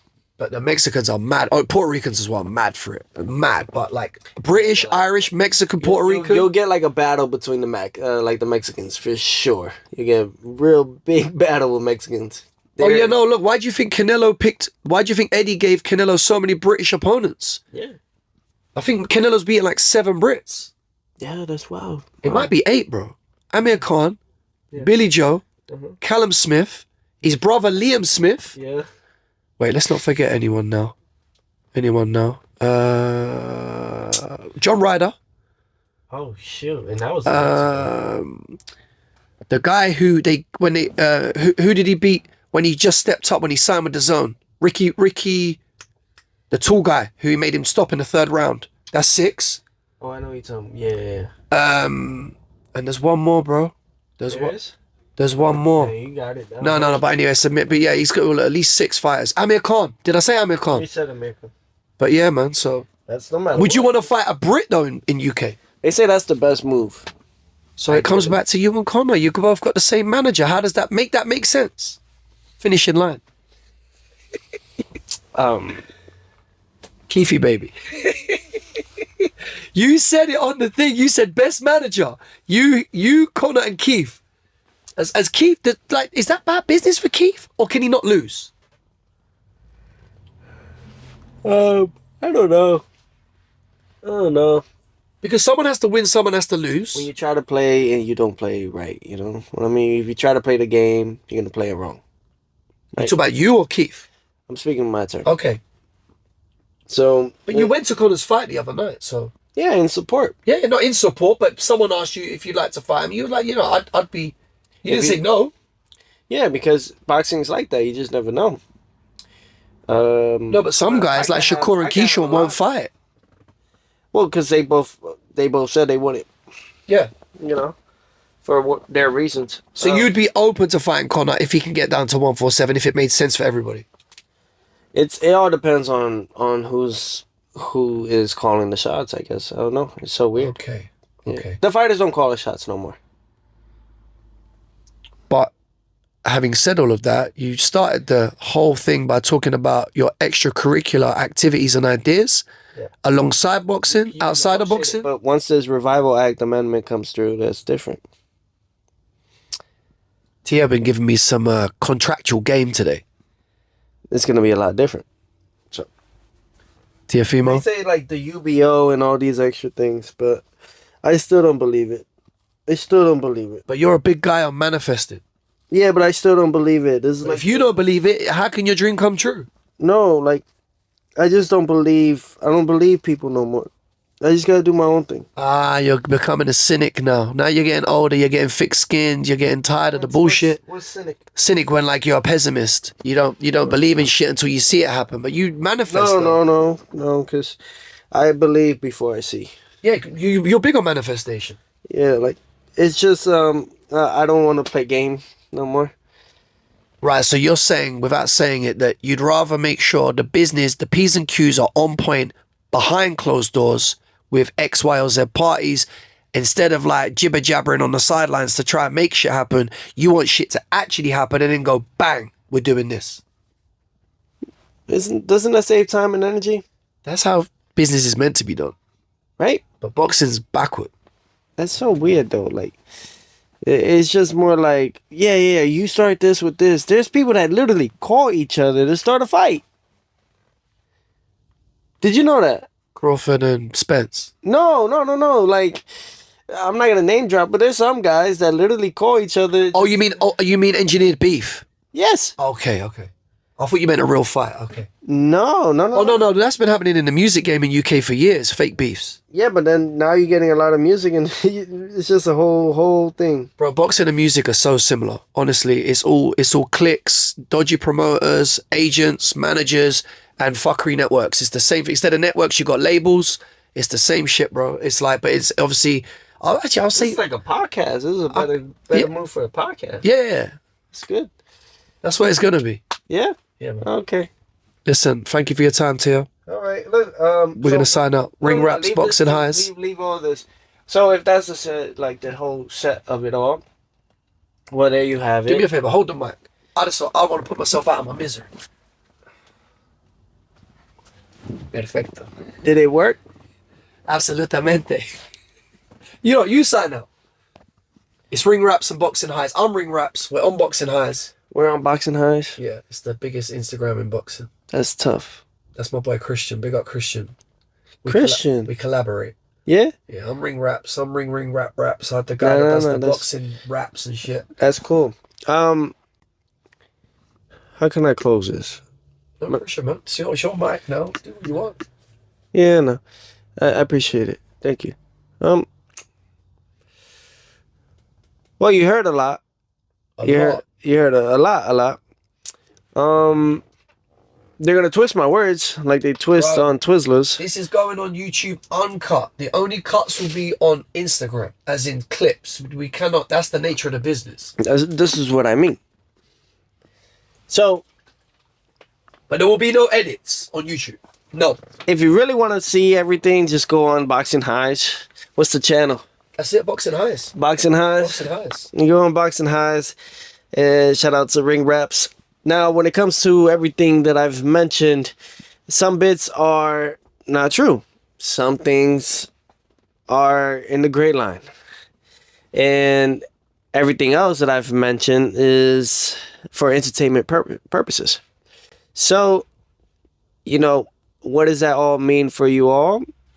Do what you please with it. Do what you like for it. I will be back soon. The matter of when and who, that's still up in the air, and that's for you guys to probably push. I can only do so much as a fighter to give you guys the best content and the best shows. But you guys have the best thing in boxing overall. You guys have the power to make these fights doable and possible. If you put out the fights that you really want and you consistently put it out there, the boxing business may just turn the cheek and make a fight happen like that, especially with the draws that are coming in. That's on you guys. You really want to see these guys fight each other? You mention it, you put it and shove it down everybody's throats. That's it. That's probably like the best way to look at it. It's like the world today. If we all united together, they can't fuck with us. But that takes time and takes everybody an effort to really want to push. And now finishing it off, I'm Teofimo Lopez, the Takeover. Yes, the Takeover. 22-2, 13, and Hall of Famer. Damn right, a Hall of Famer. So I'm very appreciative. Thank you guys. You can follow me on all my social media platforms at Teofimo Lopez. It's been a pleasure. It's been an honor. Gonna go eat with the family now. But thank you guys. Wishing you best. Peace, love, all of that. And just leave me alone. Please.